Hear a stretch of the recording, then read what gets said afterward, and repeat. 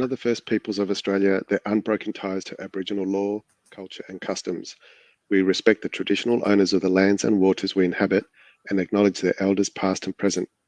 We celebrate the enrichment of Aboriginal communities around Australia. We recognise the lasting impact of colonisation and dispossession. We salute those who have fought for the rights of First Peoples. Their legacy is our guiding light today and always. I can't take it anymore! Good afternoon, good evening, good day, and good morning, Blurtstars, wherever you are around the world. You are listening to the new Blurt. Good evening, afternoon, or morning, wherever you are listening to the new Blurt. Hello to you. Hello to you, listener, if you are a new listener listening to the new Blurt for the first time, and welcome to the show. Tonight I'm coming to you from Wurundjeri country of the Kulin Nation of the Wurundjeri people. Sovereignty was never ceded, always has been, and always will be Aboriginal land. I am Keely, aka Kegsta of the new Blurt, and tonight we have a fantastic show. And we have, off the bat, Blurt Around the World. That's all about what's happening around the world. We've got billionaire donates 1,000 to university graduates. I really hope that is a shizen load of graduates. Otherwise, he's a cheap-ass bastard. And we've got egg shortages in Australia because of the avian flu. We'll probably have a little bit of a look at what's happening there. And World Blood Donor Day is on the 14th of June. So I thought we might just have a little bit of a look. That's from the World Health Organization, I believe. We'll have a little bit of a look at that. NHL Finals, if you don't know what that is National Hockey League. Yes, we are following that on the new Blurt, and Wencee will let us know where we are because I have no idea.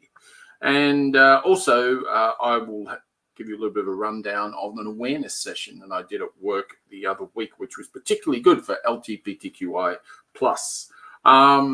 We've got Econobabble tonight. World's richest countries, they're not who you think they will be in the top 9. And Wencee is talking about how smashed avocados can save the industry in Australia. But apparently there's a little bit more to it than that. So that's going to be pretty interesting. And then we're going to round out the night with some fun facts, which is always interesting. Like my fun fact, wombat deposits square poos. It's pretty cool. There's no other animal in the world that does that. Unless they mold it, and that's a little bit weird. But anyway, and then we've got jokes of the week after that, which would be pretty good. So if you're joining us live and you've got some jokes, just throw them into the comment section, and we'll probably put them on more than likely because we're always happy for some interaction here at the new Blurt. And talking about interacting at the new Blurt, our chief interactor, co-host of the new Blurt, Wencee. Hello, everybody.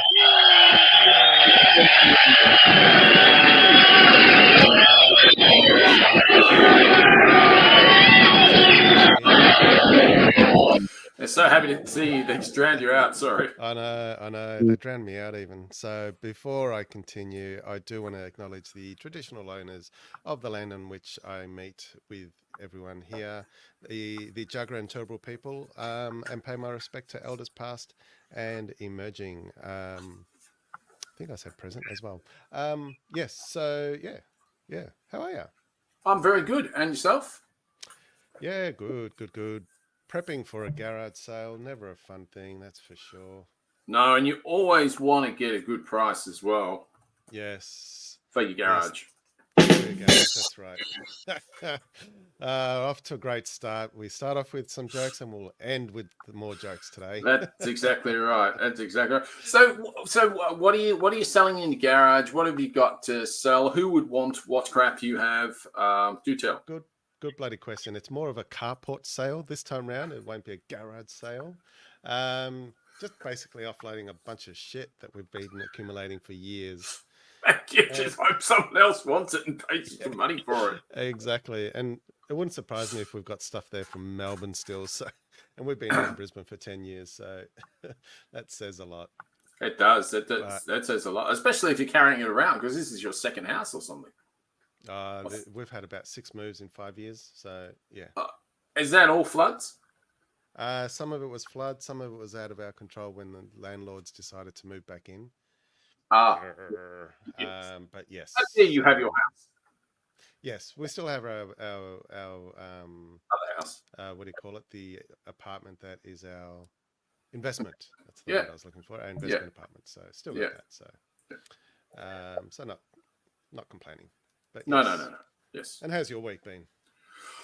Oh, look, it started off particularly well yesterday because, as you know, if anyone's joined this podcast before, you'd know we're both Pies fans, and the Pies had a good day, and that always makes the day a little bit sweeter. So that was pretty cool. Down here, obviously, we had King's birthday, but up there, not so much. No public holiday here or in WA. The two states in Australia that don't observe daylight savings. How funny is that? But don't you have? You do observe, celebrate, but just not on the same day. Just not on the same day as everyone else. I think ours is in October. So does New South Wales celebrate the same day as us? Yes. So they're on holidays. South Australia was on holidays. Northern Territory, I'm guessing. Tassie, of course. Can't forget Tassie. Yeah. No, definitely. Yeah. Okay. Well, that's interesting in itself. There was something else I wanted to quiz you on, but I can't remember what it was. For the football, it was a magnificent day. Like it was. It wasn't bitterly cold or anything. It probably, I don't know, maybe 16 or it's just that. That beautiful, the sun is sort of around but not doing a lot. It's in the sky, it's in the sky, but it's not doing any warmth. It's not really heating you. No, there's no heating. It's just keeping the lights on, basically. That's what's happening there. It was a beautiful day for football. Like, it couldn't have been a better day. And then when I woke up this morning, total crap. Just crap. I thought the house was going to blow away. I read the phone in the morning and it said 11 degrees, feels like 1.7. I'm like, what? 11 and it feels like 1? Yes, that's because the wind was so strong. Yeah, wow, it's because the wind was so strong, blowing the cold sort of through you. But I thought, I don't know, I thought that was a little bit strong myself. I didn't think it felt like 1.7. I did have a beanie and a scarf, which I tend to wear most days through winter. With that chill factor, that's for sure. If you don't have that, I'm sure you would have been freezing your head off. Oh, yes. Well, I'd be freezing everything, definitely. And nowadays, not having a lot of hair. So, definitely need that beanie. So, no doubt about that whatsoever. But before we go any... Sorry, go for it. Go for it. I was just going to say, speaking of icy cold, probably good segue to No, why do I keep saying NFL? The NHL. I don't know. I don't know why you keep doing that. Yes, it's not football, it's ice hockey. Yes. It is. Blurt. Around the world. Where Wencee will talk about NHL. The National Hockey League, which is that's it. Over two countries. Blurt. Around the world. Well, that's probably why it's national, because it's, as you say, two nations. They're nations, so it's national.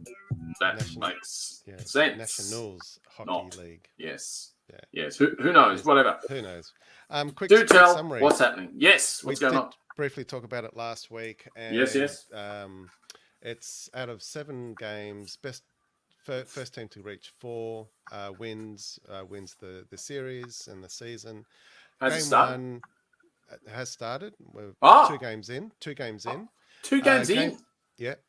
Game 1 was last Saturday, I believe, their time, so it would have been our Sunday. And the Oilers, who we're going for, definitely didn't get off to a great start. Playing the Panthers, aren't they? Playing the Panthers. Yes, the Florida Panthers. Right. And Florida scored 3 goals. Now, Florida's goalkeeper, I don't know if that's what they're called. Yes, that's exactly what they're called. Goalkeeper, yeah. Goalkeeper. Sergei Bobrovsky was had an amazing match. He stopped all 32 shots at goal by the Edmonton Oilers, and he was just literally unstoppable. and nothing went through him at all. And I watched the highlights and went, Jesus! Even the hard ones and the fast ones he just blocked everything. He was fully constipated. Nothing went through him at all. Pretty much. Nice one. So that was game 1, and game 2, which was played today, here so it would have been Monday their time, Tuesday our time. Oilers at least scored 1 goal, so they got off the mark. Florida, 4 goals. This isn't looking good for the Oilers. No, I'm starting to worry now. Can they turn it around? Can they turn it around? I think they were both played in Florida, so the next 2 games head off to Edmonton. So hopefully with the home crowd, will be I hope so. Advantageous for them. Once again, Bobrovsky did an outstanding job. So out of the 2 matches, he has stopped 50 shots at goal from 51, which is pretty amazing. From 51 shots a goal? Yeah, he stopped. That's ridiculous. That is just ridiculous. Yeah, and what about the Oilers goalkeeper? He's let, I don't know. What, 7? 7. And out of how many shots though? Oh, that I don't know. I haven't looked at those stats. Right. Yeah, I was just looking. Because that'd be interesting too. I mean, maybe he's only let 7 through and they had 70 shots. Yeah. So he might be doing a really good job. I did see some of those goals that got through the Oilers goalkeeper, and some of them were easy, if you want to call it that, in inverted commas. Okay. Right.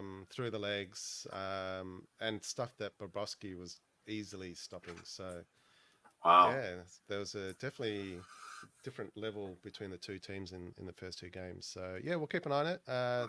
We will. It's definitely. Saturday. So, yeah, all right. We'll report back next week. Okay, well, Mick D'Ambo and his son Matty, I know they're riding the Oilers all the way to the Stanley Cup, but it's not looking good for you, fellas. No, it's not looking good. We're still cheering it for them and hope we are. Turn it around.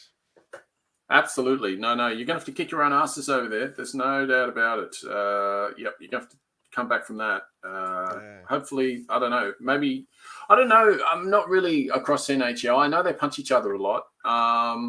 Maybe they just need more punching in Edmonton. I mean, they do that a lot outside of the ice hockey rink when I was there. So, really? So they might, it might be the way to go on the ice hockey rink. I'm not sure. I don't know. Edmonton's an interesting place. It has, I don't know if it still has, but it used to have a full-on, well, it probably still does have, but whether it's one of the biggest, I don't know. But it used to have a full-on enclosed water slide park. Okay. Park. Yeah, it was brilliant. It was fantastic. It was really, really, really good. So 24/7, you could go in there year round. Yeah. Well, I don't know if it was 24, but okay, yeah. Well, I don't know what the times were. Yeah, all year round as well. And in that same mall, they had a Hooters. From one extreme to the other. The wings are better at Hooters, I'm telling you. Well, yeah. Yep, very good, very good. No, that's what the millionaire said. Now, talking about billionaires don't donate 1,000 to university graduates. I mean, I can donate 1,000 to a university graduate. That sounds pretty cheap ass to me. What's happening? But can you do it? Can you donate $1,000 mind you, to 1,200 graduates of the University of Massachusetts? Hold on. That's over $1 million. Yes, that's true. I need to just find the. Yes, that's the one. Philanthropist Robert Hale Jr. A couple weeks ago donated. Went up on stage for these graduates at the last minute. So all this official ceremony and pomp and ceremony went ahead, and then he goes up, obviously pre-organized, but he went to the graduates as they were being given their certificates, handed them handed them 2 envelopes, one with gift and one signaled gift, and the other one to give, I think it was. Yeah, so one labeled gift, the other labeled give. The idea was $500 was for them. Oh, okay. 500 was for them to donate or give to someone in need. Oh, wow. Yeah, so it was just to remind people that when you are fortunate, like Robert Hale, who is a successful billionaire businessman, that you can help the less fortunate or the up-and-comers or whoever. And by giving to these graduates, hopefully they will do the same when they one day become successful. Some people donated the money to charities.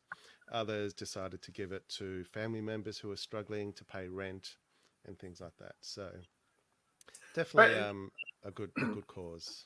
It is, absolutely. I'm not having to go at this philanthropic gesture at all.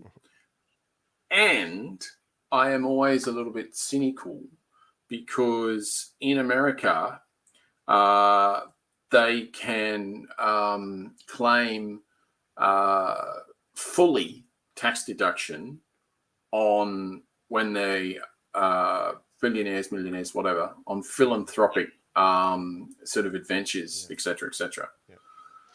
And Yeah, some of I them get do exactly that just to bring their tax down. So Yeah. I fully endorse what he's doing. I think that's brilliant. Unfortunately, I still remain cynical. I was listening to something a little while ago. There's a company or an organization called Acumen. I think it's ACUMEN. I think it is, and its CEO is this gun of a woman, and I wish I knew her name, and I should know her name, but I can't remember. But she was explaining philanthropy around the world, and she was explaining how it can be exploited, and it is exploited, especially in America. Yeah, So I get that. but anyway, if you did it once, I could understand that. But this guy's done it previously at a different, in 2021, at a different university. 2019, his company donated more than $25 million to charity and other organizations. So again, I get your point. It's probably to reduce their taxable income that they pay and all that stuff. But I guess it's good to give it to someone, even if it is a tax deduction. We think do the same, but just not to the same level. Yeah. No, absolutely. Well, I mean, we were looking at this the other day. We were going, okay, well, we might need to pay the tax man, a certain amount of money, sort of thing. And we're like, okay, well, rather than have to pay him, why don't we donate it to something decent? True. And it wasn't always about for me, it wasn't always about a tax dodge. It was like, okay, well, if they're not part of the list where you can claim your tax, that's fine. If it doesn't work out that way, that's okay. But yeah, so no, look, honestly, good on him. Thumbs up, especially if he's done it before. It'd just be good if more people like him did that. But anyway, no, that is a good story. That is definitely a good story. Nice work, Wencee. Something that's not such a good story is egg shortages. There is a shortage of eggs in Australia at the moment. And that is because of something we talked about on this show a few weeks ago. Yes. Which is the bird flu. Oh, no, not the bird flu again. Yes, the bird flu again. 10 years after the fact, or 12? Yeah. Exactly when we had it. Yeah, well, absolutely. And when we were talking about it the other week, we were talking about it in cows in America. In America, that's right. But they've got an outbreak of this bird flu has been detected at 5 poultry farms in Victoria. And they've got containment measures. Over 500,000 chickens, unfortunately, are not with us anymore. And quarantine zones established to control the spread. outbreaks have significantly impacted egg production, reducing Victoria's supply to about 450,000 eggs daily. And now I've got to be honest, I'm not sure what the normal supply is, but apparently that is a huge decrease on what it is. My question on this is, I would imagine this is going to be affecting battery hens in particular because they're so close to each other. Yeah, that is so true. And it's such a horrible practice anyway, which I completely abhor. Yeah. And so, yeah, I'd rather go without eggs than have anything from a battery. But so I would hope that that would be the case. I hope the ones that are in free range paddocks, etc., are not the ones that are getting, euthanized, as it were, because because I totally believe in free range eggs, especially when it's fed Ecom. But it sort of begs the question, because there's an egg, I don't know if you get it up there, but it's called Josh's eggs. And Josh, when he was 12 or 13 or 11 or something, he started his egg farms and got his little mush on the front of the box, and you can see him at 13 years old, little Josh's eggs. Well, little Josh's eggs has been going for, I don't know, best part of 10 years now. So little Josh doesn't look like that anymore, but he's still on the box. And yeah, absolutely. And little Josh's eggs does 18 at a time. And these are free range. Wow. And you're like, getting a carton. Yeah. And so you can, you do 12.6 as well, but you can get up to 18. And so it sort of begs the question. You do think, you go, well, okay, well, how free range is your free range, Josh, if you're doing 18 at a time? So I apologize. I think you were going to say something, Wencee. I was going to ask, in the story regarding eggs and the avian flu, yes, have they said how they're tackling the flu other than culling the affected birds? And how long it might last? Yeah, no, good questions. Very good questions. The only thing they've got at the moment is that, what they're going to do is divert some exports to the domestic market to mitigate supply disruptions. And we don't want to infect other countries, because then we'll get blacklisted and 100% right. Those 100 stopped. Yeah, 100% right. 100% right. The federal agriculture minister are closely monitoring the situation with confidence in the measures taken to control the outbreak. Authorities assure that chicken meat and eggs are safe to consume and the risk of human infection remains low. Yeah, well, what were they saying about COVID? Anyway, consumers are advised to explore alternative sources like local grocers and markets for egg purchases during the supply disruption. That's what we want to do anyway. The purchase limit by Coles is described as precautionary measure to ensure equitable distribution and prevent shortages. That's just Coles. Woolworths apparently hasn't put any,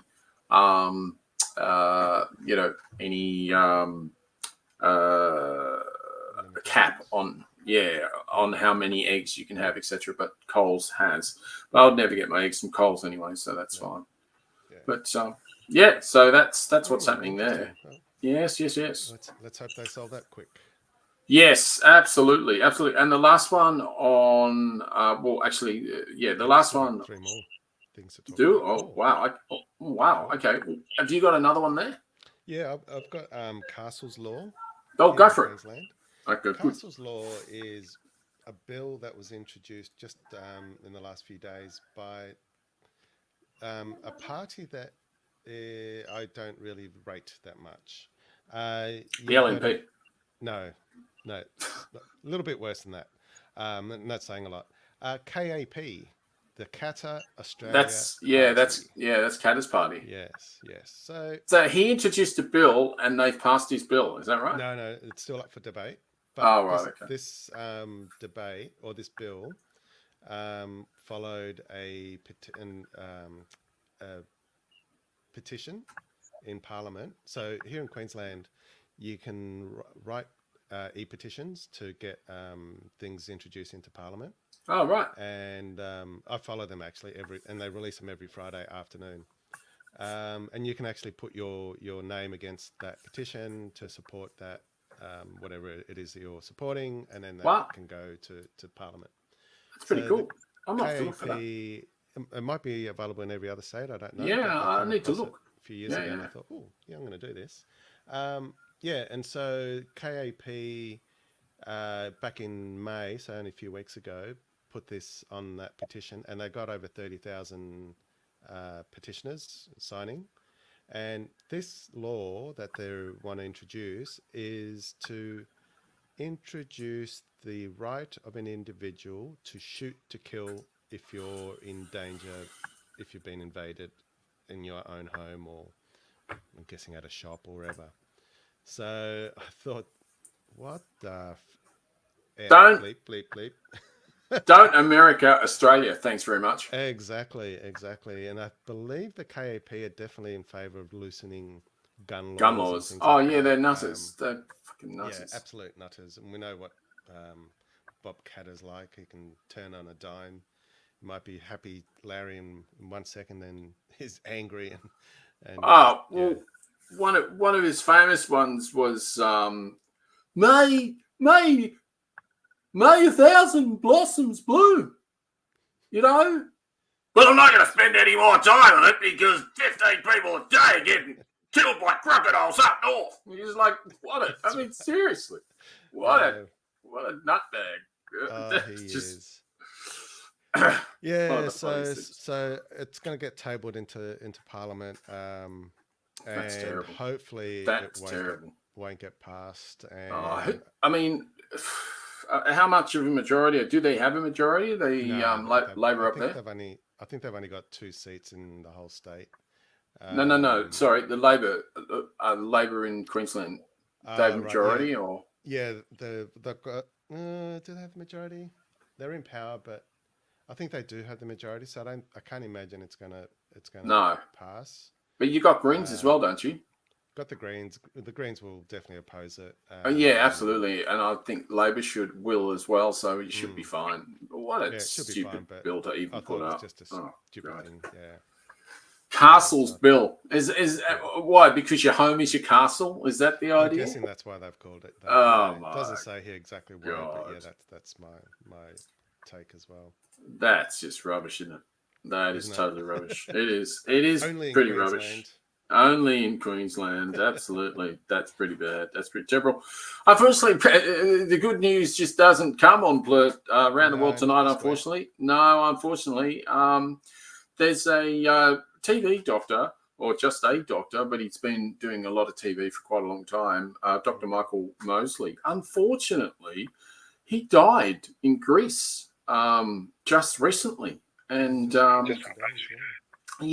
really, from all intents and purposes, people that knew him and spent time with him and had a good relationship just said he was just the most beautiful man. And anytime I saw him on TV, you always got that idea that would be the case. Yeah, he just gave that sense, didn't he? That aura of being a nice, gentle guy. Yeah, he had a beautiful, calm disposition, and So anyway, the day of his walk in Greece, he was just on holidays.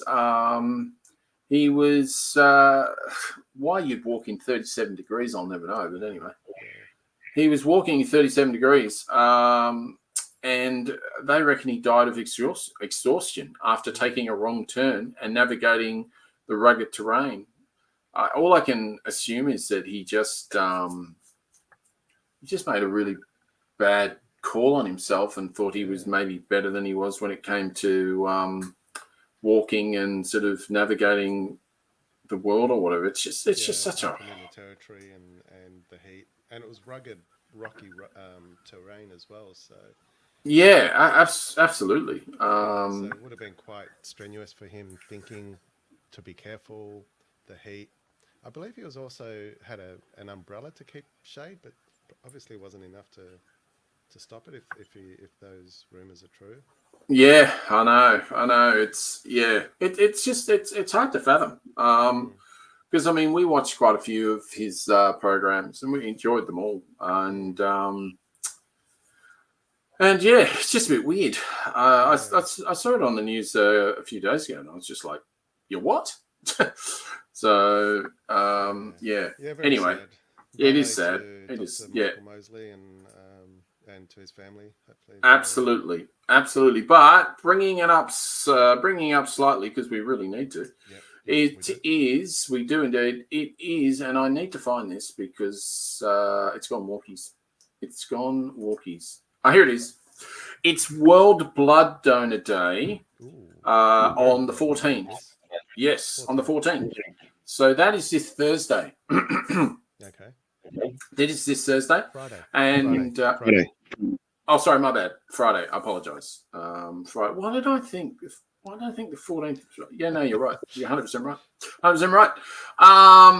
The WHO, the World Health Organization, its partners and communities across the world will unite behind the theme 20 years of celebrating giving thank you to blood donors. The 20th anniversary of World Blood Donor Day is an excellent, timely opportunity to thank blood donors across the world for their life-saving donations. So that's you and I. Yes. That's Ness. That's everyone else that's ever donated. When she's not painting. That's very true. That's very true. The objectives of the campaign is to thank, recognise millions of the voluntary blood donors who've contributed to health and well-being of millions of people around the world. Showcase the achievements and challenges of national blood programs. I will have this link in the show notes. If you want to have a wee look, you may. And promote a culture of regular blood donation among young people and the general public to increase the diversity and sustainability of the blood donor pool. As I have said on this show before, I am O negative, so you can all use my blood. So you're very lucky. You're welcome, he says. Yes, pretty much. That's exactly right. That is very, very close to what I was thinking.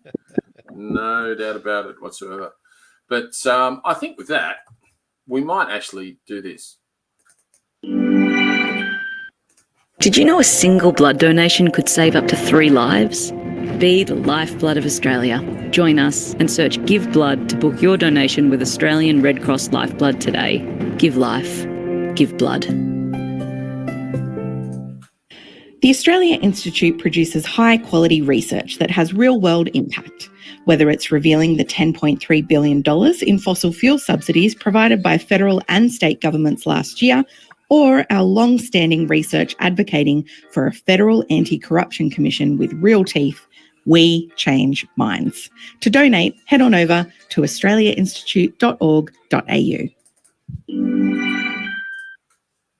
Maynard Keynes wrote the book on modern macro, the man you need when the economy's off track. Depression, recession, now your question's in session. Have a seat and I'll fool you with one simple lesson. 1929, the big crash. It's the economy, stupid. It is the economy, stupid. It is Econobabble. We haven't done Econobabble for a while, so it's always fun. Yeah, it's always fun to have a look at a few things. So I thought I might just have a gander at the richest countries in the world. And find out who ranks. I think I've got like a top 9 or a top 10, and I'll explain to you how it's compiled, and you'll be surprised when you find out who they are. It's not who you think they'll be. Yes, very much so. So it's all about GDP per capita. Is one of the most effective, widely used parameters to measure a country's wealth. This is just pure wealth. This isn't happiness and wealth. And I personally believe that wealth and happiness should be together. There's no point being wealthy if your whole nation is absolutely. And America is a classic example of that. So a high GDP per capita indicates greater economic productivity and higher standard of living for the citizens of your country. So from that, you would expect to see some, Scandinavian countries in the top 9, etc. Because they have a high GDP and higher economic productivity. The reason they have a higher economic productivity is because too many people in this country get that wrong. They don't actually understand what economic productivity is, and Spud is one of those. He does not have a clue what he's talking about, because productivity means that the amount of work that you do for the amount of production you get out of the amount of work you do. So if you're able to produce more by doing less, that means your productivity just went up. So, i.e., you don't want to work more to increase your productivity, because your productivity is going to go down. Yeah. Because you're working more hours. People in the workforce producing more things. Yes. But at less hours. So you've got to do it smarter. You need to do it smarter. And it's not just about cheap labor, is it? No, it's absolutely not. No, absolutely not. So in the global economy, wealth is distributed unevenly, with some countries boasting an extremely high GDP per capita. The economies of these states are often characterized by advanced industrial sectors, strong technological innovation, and a high level of education. So obviously from that, we're talking Scandinavia, we're talking Japan, America gets a look in as well. Germany, gets a look in there as well.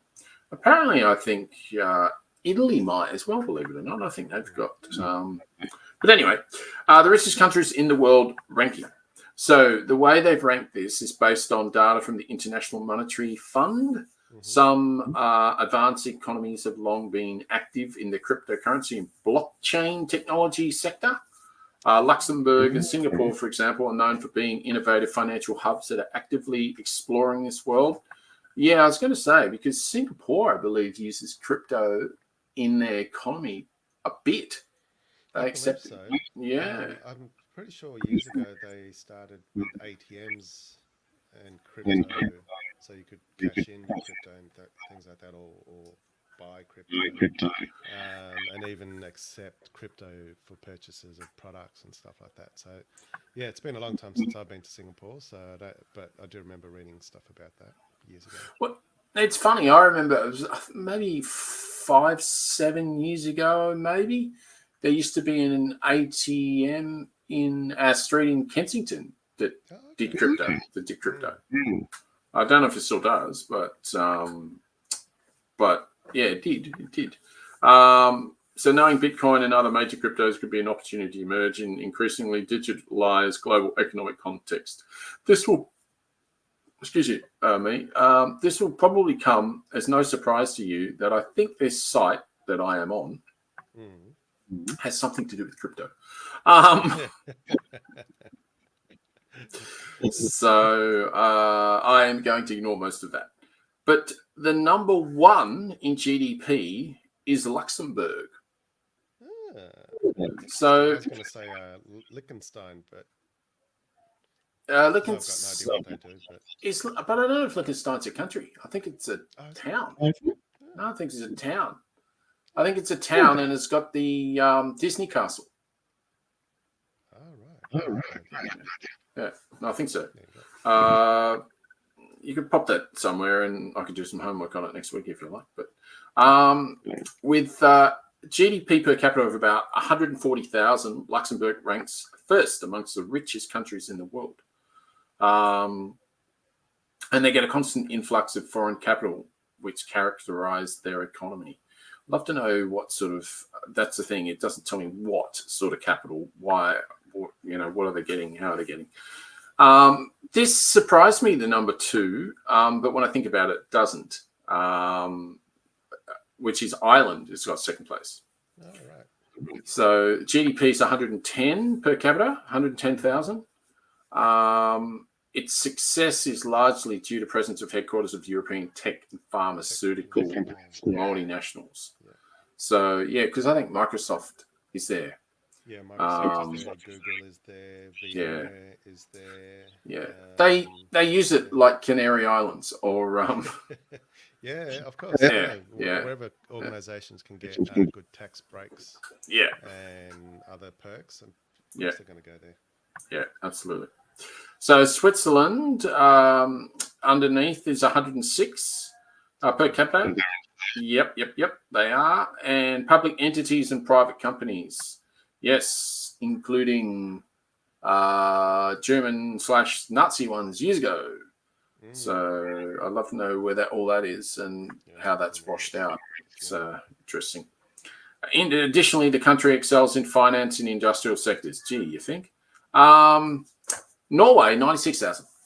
Okay. So fourth. Yeah. Primarily due to natural resources. present present in their territory. Well, I think Norway has the North Sea oil. Yeah. So sounds about right.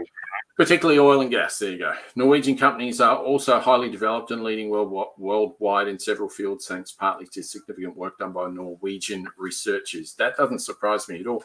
And I think it's Norway. They have like their own massive foreign wealth fund. And well, you know, like we have Future Fund. Okay, so our Future Fund has about $250 billion. Right. In it. I think it's $250 billion. Their foreign wealth fund in Norway has, I think it's something like multiple trillions. I think, I'm not sure. Wow. I.e., they've got enough money from making sure that their oil and gas paid the royalties they needed to pay, to make sure that all the pensions of all their people for the rest of their lives are looked after. That's because their government seems to want to look after their citizens and not look after the organisations that mine and sell all that natural resource. That's exactly right. About Australia, why are we so afraid of taxing these organisations, these massive companies? Like Santos and Woodside and it's just and they don't give a crap about us. They're just here because they found the oil and they went, oh, we're just going to grab your oil and now we're going to pay for our stake and all the rest of it. But thanks for that. Yeah. Oh, thanks for everything. Yeah, thanks for everything, and also thanks for the $12 billion you keep giving us yearly. That's awesome. We'll just piss off somewhere else. That extra support. Oh, don't even, seriously. Blows Blows mine too. But one day we'll do Econobabble on. I think we'll do a bit of a deep dive into oil and gas, and I mean, there's enough information out there that we could put a good bit of a show on that. I think it annoys us enough. Exactly. And Qatar is another one which owes its wealth to its enormous oil and natural gas reserves. I love the way they say natural. It's so natural. You know, it's just, you know, it's awesome. Yes, au natural gas. It's just fantastic. It's awesome. So that's what they've got to do, make it even more sexy so that they can get even more incentives. Yeah, no, absolutely. Singapore, number 687,000. Well, Singapore is basically a massive money laundering country. That's why it was made years ago. That's the only reason it was made. So with a strong economy based on final... Yeah, allegedly. We'll just add that in there. Yeah, allegedly. Just say that 4 or 5 times and turn around fast. Commercial hub with a strong economy based on financial services, advanced technologies, and international trade. Yeah, they're amazing, really. Singapore is like, if you look at it on a map, you need to get a ballpoint pen true. to find it. That's how freaking small it is, and it's number 6 in the world. That's pretty. That's about 40 minutes if you drove non-stop from one side to the other. Oh, it's tiny. It's tiny. They just, I mean, Anyway, United States, 84, and I imagine this is in the US. I imagine. Probably. And this is number 7 out of 9. With GDP per capita, the US is still one of the most powerful economies in the world, but they're driving themselves down the toilet fast, especially if Orange Hair gets in, which I honestly, to God, don't think he will. I've said that many times on this show, so I'm going to be eating a lot of humble pie if he does, but I really don't think he will. Driven by its enormous domestic market, fueled by large tech, blah, blah, blah. Singapore and the United States are also effectively integrated into cryptocurrency sector. Oh, have they now? Well, we're not talking anymore about that. Because every time you go to a link, it says, discover crypto now. No, not discovering any crypto. So anyway, Iceland, 80,000 per capita. What's their Iceland based on? I will tell you. The strength of the Icelandic economy derives primarily from tourism, a bit like Billy Brown's tonight, from tourism, fishing, and renewable energy production. This state is among the best places to live, ranking high in almost quality of life indices. Also, if you want to get swallowed by a volcano, really good place to go. Yeah. So It's amazing they're happy, even though they live on fault lines and have volcanoes. It's amazing. maybe, They're still happy. maybe that's why they are happy. They're like, we're gonna die. Take it. Who cares? It's all good. Maybe. It's all good.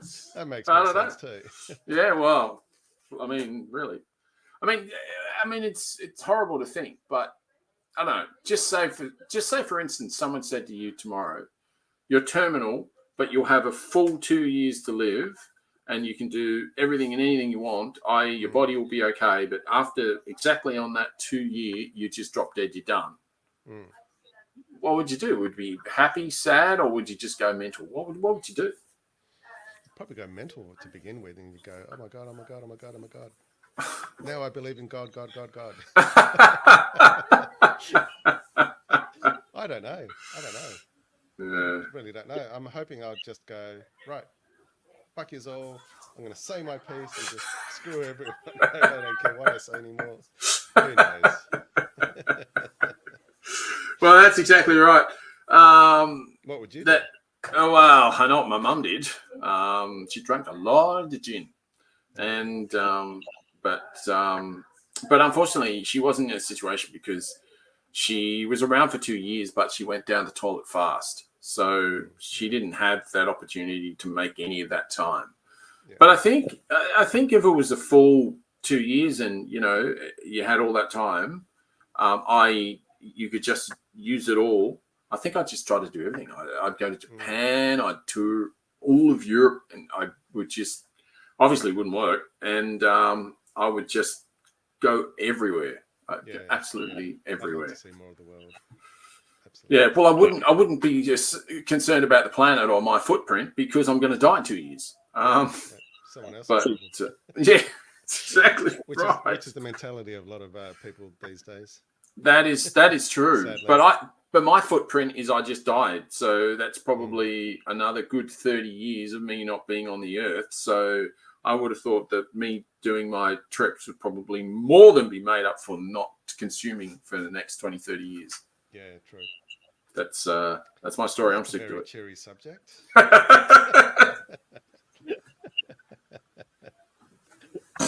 Sorry. You heard it first here. If we're going to die, we're just going to travel and that's it. And screw everyone over and go, don't care. I might even take up smoking. I might have to vote LNP. Yeah. Oh, no, okay, you're no longer my friend. Oh, no, I think I'll go MAGA. No, I'll go MAGA instead. I'll infiltrate MAGA. That's what I'll do. Anyway, the United Arab Emirates is one of the most dynamic economies in the Middle East. Its wealth comes primarily from sucking as much oil as possible and ripping off all their bloody migrant workers. Who said that? Yeah. From the significant development of tourism financial sector in recent years. So that is the top 9. And I'll have that in the show notes as well. Do you have where Australia sits? Are they let me guess. Let me have a look. I think here it is. 1025. No.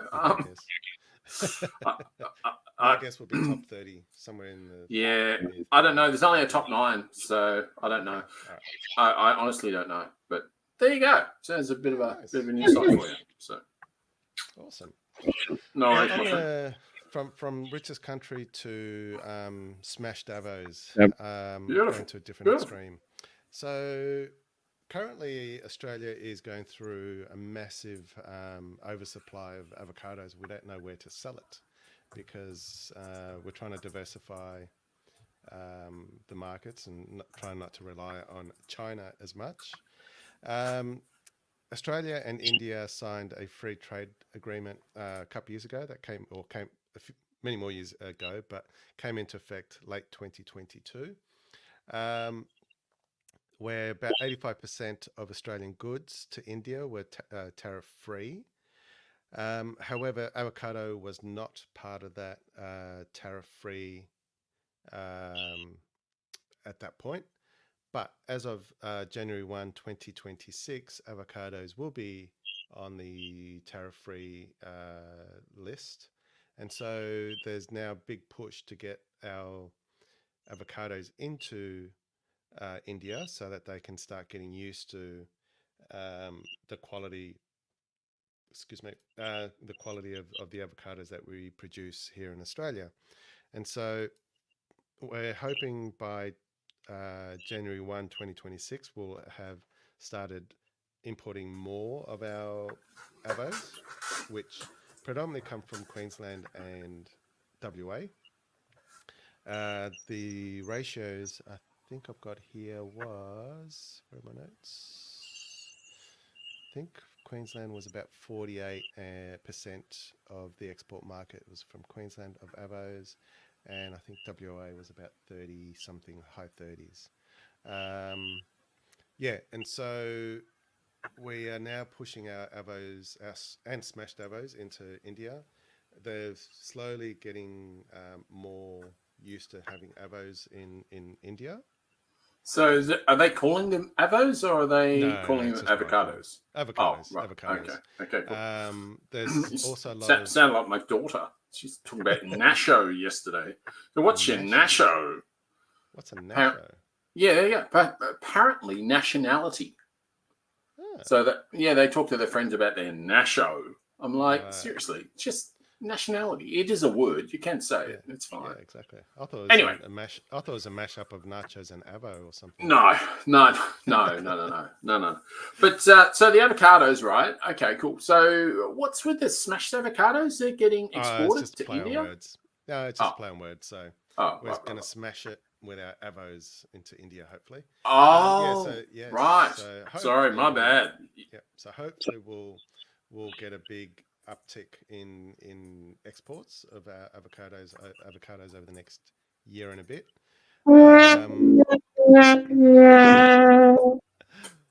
There's a big push in India to take on the avocado as an everyday health superfood. So they're not used to avocados because it's not a vegetable fruit that they have in historically. So there's famous or nutritionists in India who are pushing for avocados because they're seeing the benefits of eating that, just like we know already here in Australia and other big markets. Surely they can grow avocados. Wouldn't they have would think.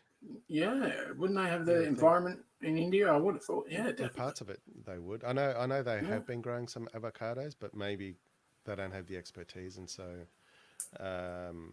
it's going to be hard to. And it's going to be hard to increase that production within India. And when you're trying to feed close to 1.5 billion people, not that you need more avocados, you will need external or imports from other countries. Yeah, without a shadow of a doubt. Yeah. So Australia is not the largest producer of avocados. We only make about 10,500 tons of avocados per year. Which makes us the third largest. Oh no, we're not the third largest. We're the third largest consumer of avocados, where we eat 4.5 kilos. So we're big on eating.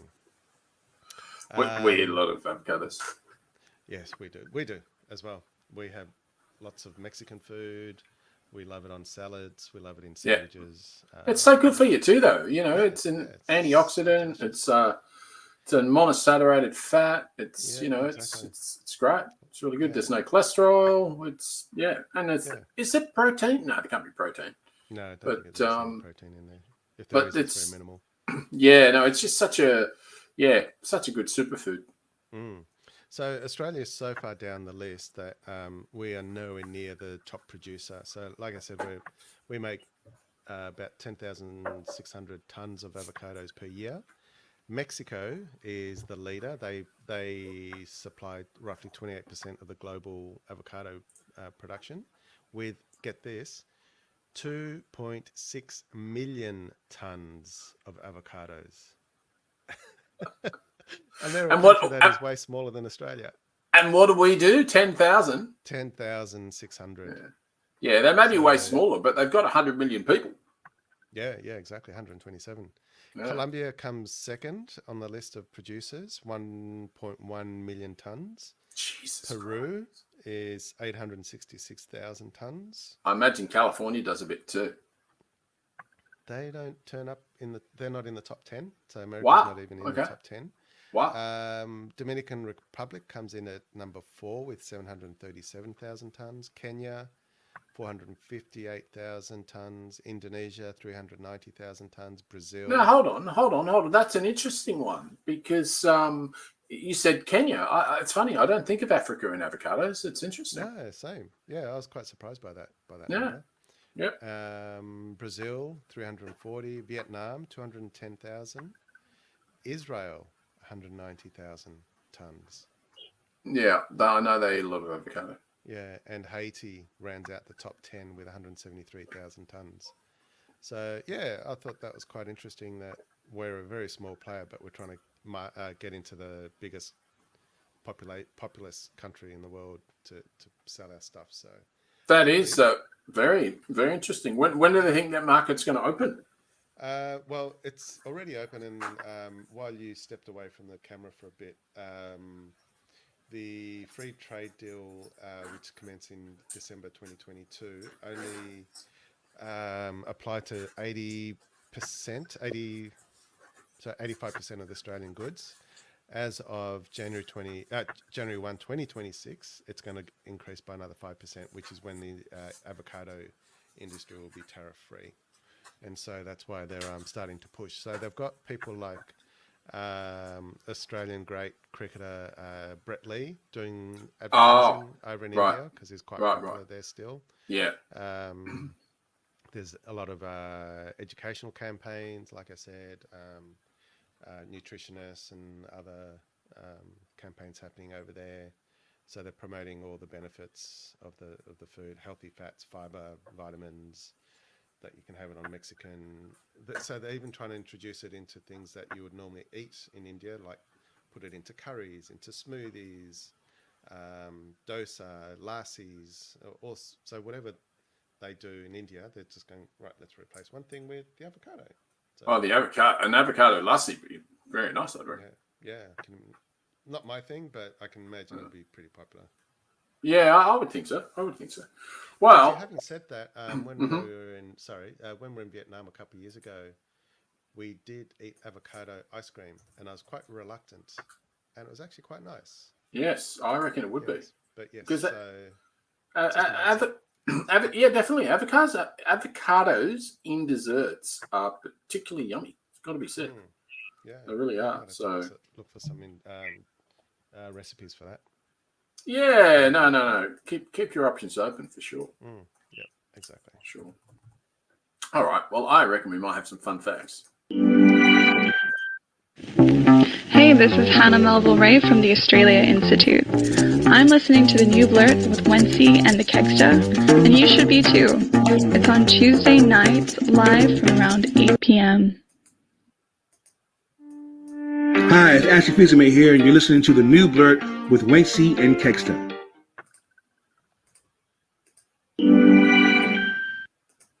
Have fun till your daddy takes some TV away.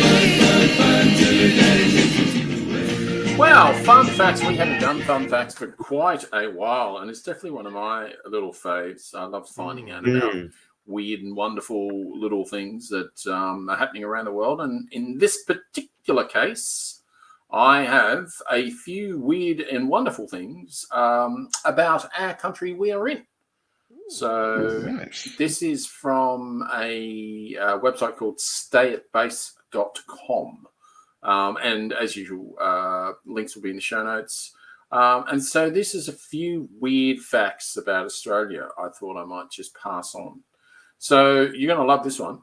Australia is home to 21 of the world's 25 most venomous snakes.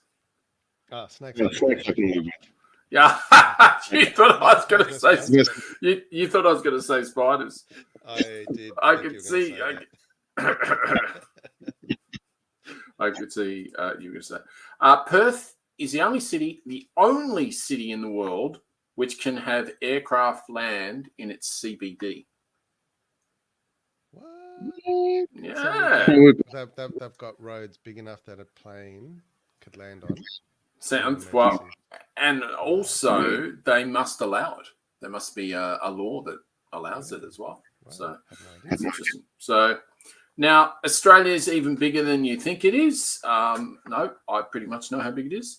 It's almost the same size as mainland USA. A lot of people think it is a fair old way off the US because the US has got about 330, 340 million people. But I do have a little map here that if anyone wants to have a quick squizzer, you can see that they're really, if you grab this little bit here and stick it there, there's not a lot of America left. No. And if you grab this bit there and stick it in there, that pretty much covers all of that. And if By you the way, grab... I can't see your mouse. Oh, sorry. I'll try that again. Yeah, my bad. Sorry. Yeah, there you go. So if you grab that bit there, sorry, if you, yeah, and you grab, yeah, that's Texas. So grab this bit of Canberra and all the rest of it and stick it in there. That nearly covers all of Texas. Yeah. And if you grab the top of Queensland, etc., here, and then put that over here where you've got just on the side, yeah, I think that's New York State going up there. Although it does say Toronto, so I'm a little bit confused by that. Oh, yeah, that's on that side. Yeah, okay. So that's, I'm pretty sure that's New York State and Connecticut going up that way, I believe. Massachusetts, I think that way. Yeah, I think you could be right. New England. Anyway, if you, yeah, absolutely. So if you grab that bit of the north and then stick it there, that nearly covers this side of the US. And if you grab Tassie, stick it on Tampa, you've covered Florida. So you can see from that map, there really isn't a big difference in geographical size. Yet we only have 25 million people and they have 330 million. And also the difference is in the States, they live and inhabit everything, whereas we only inhabit mainly the coastal regions. This bit here. And then too arid. Well, for white man maybe, but the original owners of this, custodians of this country, were able to live everywhere. They adapted to everything basically. So we just haven't been so good at adaptation. So the largest cattle station in the world is located in Australia, and it's bigger than Israel. Jeez. Yeah, I know there's some interesting ones here. And 4 out of 5 Aussies live less than 50 k's from the coastline. Wow. I don't. It's funny. I don't even think of that. I just don't. But it's got to be true from exactly what I just pointed out. From where we are living. So yeah, it's amazing because I think of Chile. And Chile's a very narrow country, and I think the narrowest point is probably about 30, 40 kilometers, and I think it can go as wide as 180 kilometers. So that'll be pretty much if you just did Chile, and just wrapped it around Australia. yeah. Exactly right. 100% right. So it is. I got heaps, obviously, but I'll let you have a crack on a few. Okay. It's interesting how you chose a country for your fun facts, and just for those listening or watching, we don't always consult each other as to what we're doing, so it's a bit of a surprise. I am actually doing fun facts about Thailand. Nice. You chose Australia. I chose Thailand. Nice. It's probably where my heart lives these days. I was going to say, that's where you want to move, isn't it? You want to move to Thailand. Is it Thailand or Vietnam you want to move to? Thailand, I think. I think you're in my mind too often. Yeah. Okay, first fact about Thailand. Sawadee Krap. That's hello or welcome. So Thailand's name in the Thai language is Pratet Thai, which means land of the free. It is the only country in Southeast Asia that was never colonized by a European nation. And so that's why it's probably called that. They also might think it's called the Land of the Free because it might refer to an ethnic group from which many Thai people descend from. So, yeah, I had no idea that's what it meant. Another fun fact, Thailand has had several names over the centuries. For hundreds of years, it was known by the name of its dominant cities, such as Sukhothai, I've been to, Ayutthaya, I've been to, Thonburi, I'm not too sure if I've been to that one. It sounds a bit like Thornbury in Melbourne. Since the 1800s, it's repeatedly switched between Siam, which is Sanskrit, meaning dark or brown, and Thailand. So it's now that's interesting because Sanskrit's Indian as well, isn't it? Yeah, exactly. Yeah, I thought that was a bit strange. I thought, Sanskrit. So they must have had some Indian influence in Thailand. What else can I tell you about Thailand? It's home to the world's largest gold Buddha, which is located at Wat Trai Mit in Bangkok.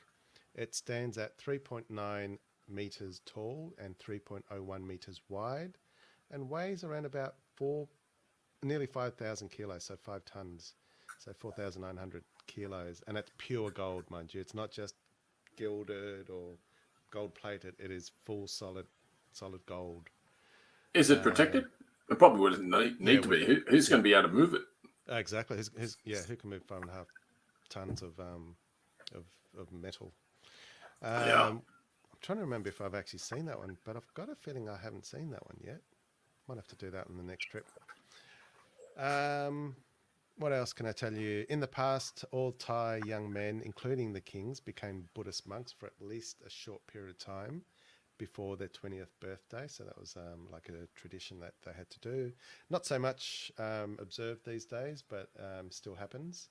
Do they have national service in Thailand? Oh, that I don't know. Might have to look into that one. Okay. Yeah. What else? The world's smallest mammal, the Crasionteris tonglongai, the bumblebat, is found in Thailand. So it must be a very small mammal. The bumblebat. Yeah, the bumblebat. And no show and tell.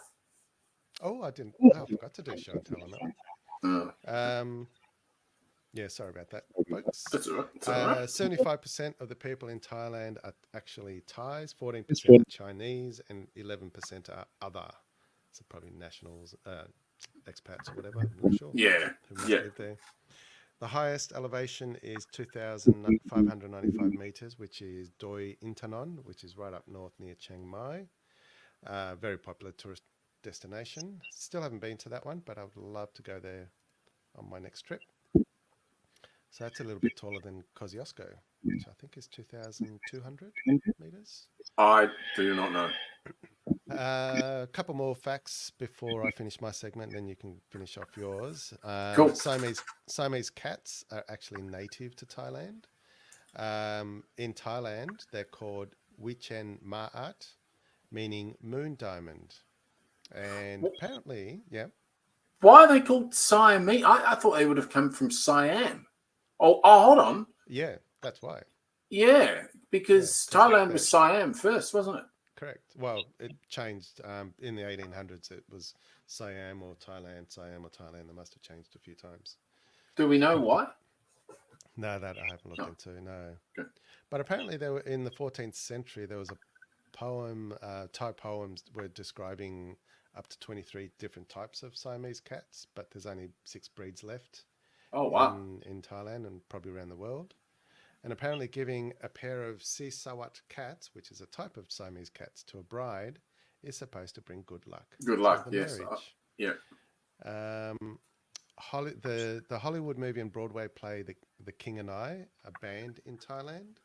And that's because they find it disrespectful to the king because they are very revered in Thailand, the kingdom. Wow. Yeah. And they still ban the movie to this day? Yeah. Wow. So it's because it's based off King Mongut and the English teacher Anna Leon Owens. Yeah. So even though that king was very intelligent, cultured, spoke English. So is that a true story, The King and I? Or Yeah, is it it's just based off a true story. Right. Yeah. So does that mean that the nation of Thailand is embarrassed by that king then? Well, then, no, they're not embarrassed. It's just they don't talk. They don't like to. They just find it disrespectful when you talk about it. Because I think in the movie and in the show, he came across as being quite silly.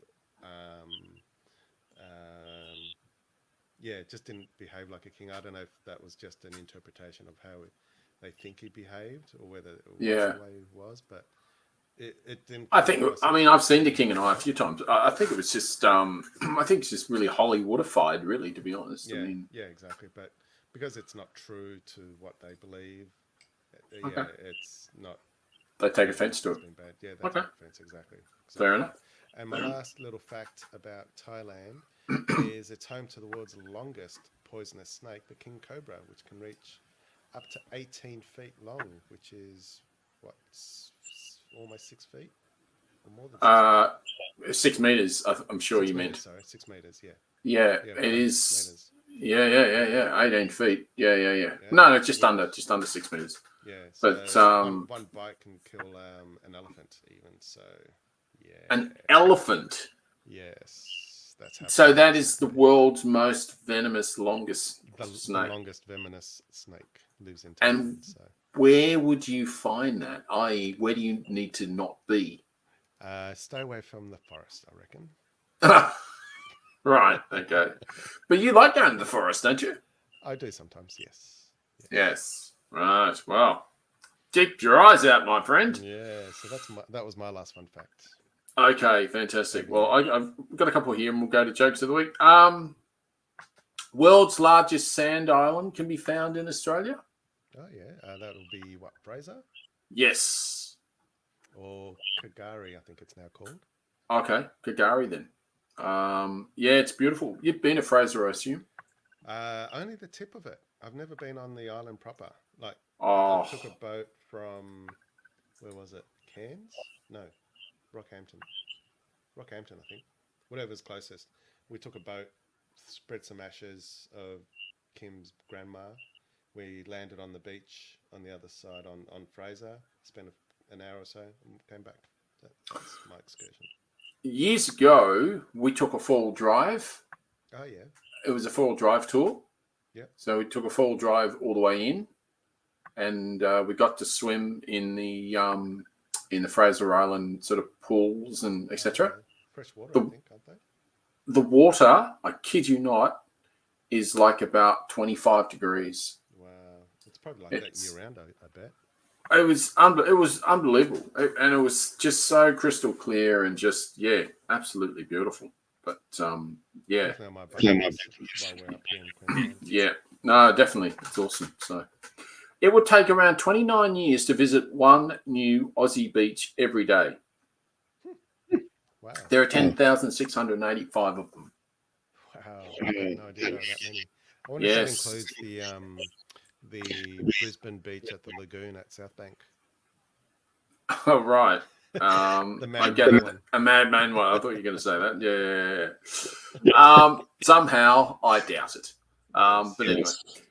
The Great Barrier Reef is the planet's largest living structure. Well, it was. I don't know if it still is. I'm not exactly sure how old it's definitely it is. So, yeah. It even has its own post office box. What? The Great Barrier Reef? Yeah. Seriously? Yeah, it's so big. Wow, it's got its own zip code. Its own. I can't believe I just said zip code. It's got its own postcode. You'll like this one. Now, I don't know if this is still true, but gee whiz. Aussies drink 1.7 billion litres of beer per year. That's about 680 bottles of beer for each adult. Wow. That can't be right. There's no way I'm drinking 680 bottles of beer a year. Yeah. There's just That's only two cans of bottles a day. Well, I don't do that. No. I'm sure others would would compensate on the weekend. Yeah, there could be a few making up for us. Yeah, that's true. I'm not disagreeing with that. So this is going to be my last fun fact. There's so many, but it's my last one. The world's largest rock is not actually Uluru, but Mount Augustus in Western Australia. So there you go. How tall is that one? Mount Augustus is actually twice the size of Uluru. And I will show you a picture of Mount Augustus. There you go. Oh, there you go. That's Mount Augustus. So I wonder if it's by height or by volume. Yeah, it's a good question. I don't know if it's sort of, spread across or what the situation is there, but because I think memory is 300 something meters tall. Yeah, no, you're telling the story. I do not know, but we need to crack on. Yes, we do. My brother-in-law is addicted to the hokey pokey. Pretty rough. Now it's time for Joke of the Week.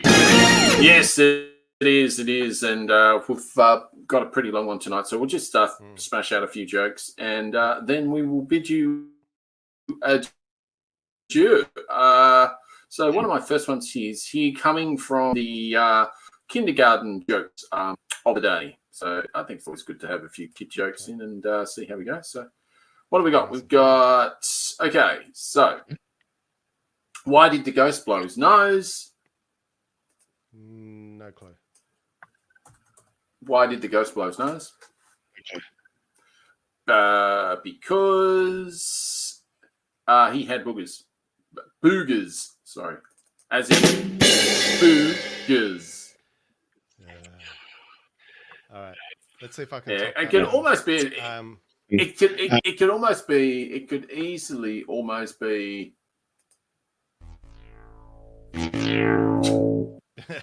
Yes, definitely that one.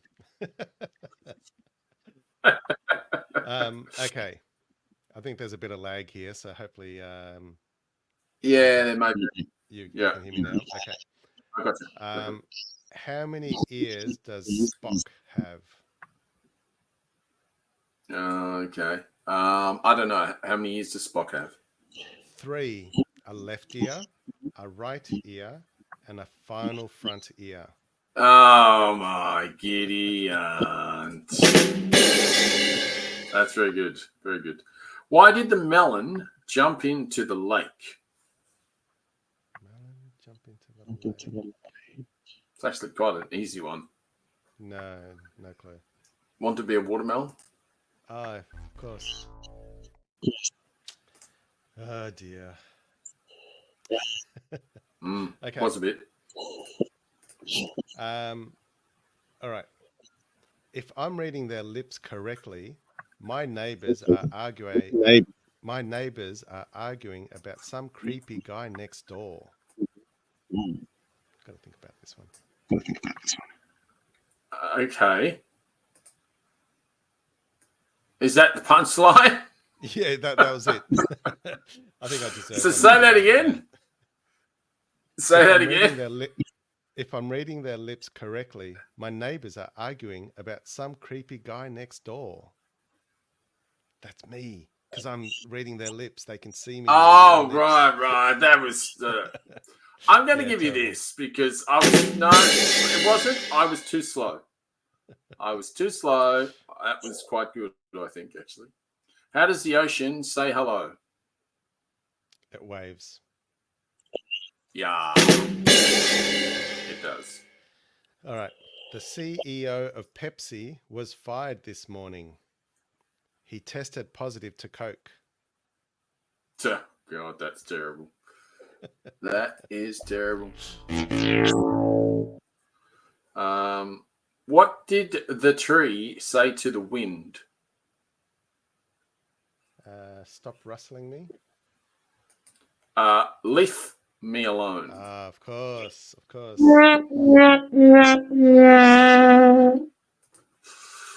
Alrighty, what else you got? My clothes are divided into 3 categories: summer, winter, and in case I lose the weight.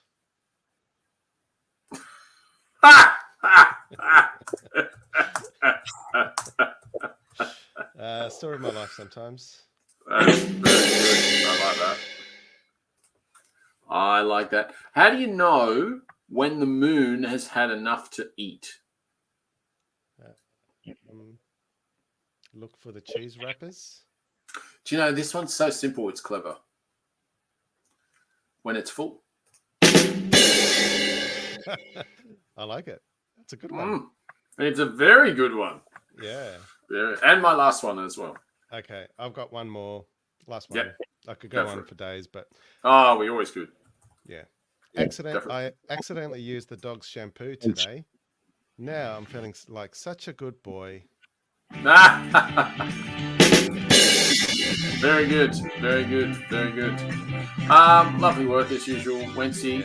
Yes. Thank you very much. Yes, always a bit of fun. Always a bit of fun. Thanks to everyone who listened to us on the pod. All the links will be in the show notes by the time you listen to this.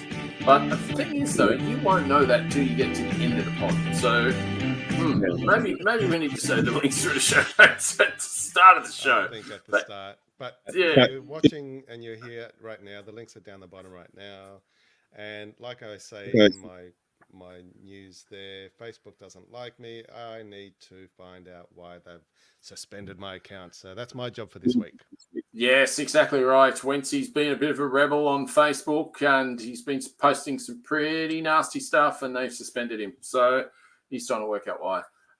As Wencee said, I'm not QAnon, I promise. No, I read something the other day which was pretty good, which was said if you take out the I out of IQ, you're just Q. So I thought that was quite good. Like QAnon, you're just Q. You take the IQ out, take the I out of the IQ, you're just Q. Yeah, just Q. Anyway, where's that sad trombone when you need it? Now we're supposed to finish on a high. Yes, well, exactly right. So next week we will do. We'll have a bit of Trump watch next week because there's always crap happening, and he's coming up for his sentencing in July 11th. And also, what we will do is we will do a bit of Let's Get Technical next week because Apple has just started to incorporate AI in their stuff. So we'll have a bit of a chat about that as well. Thank you, everyone who's joined us this week. Thank you, everyone who's been downloading the Blurt. With a bit of luck, we might get to 15,000 downloads this year, which would be a nice thing for us. We're well on our way to that, so thank you for that. And as always, thank you, Wencee, and I will see you next week. Good night from me. See ya, everyone. Bye.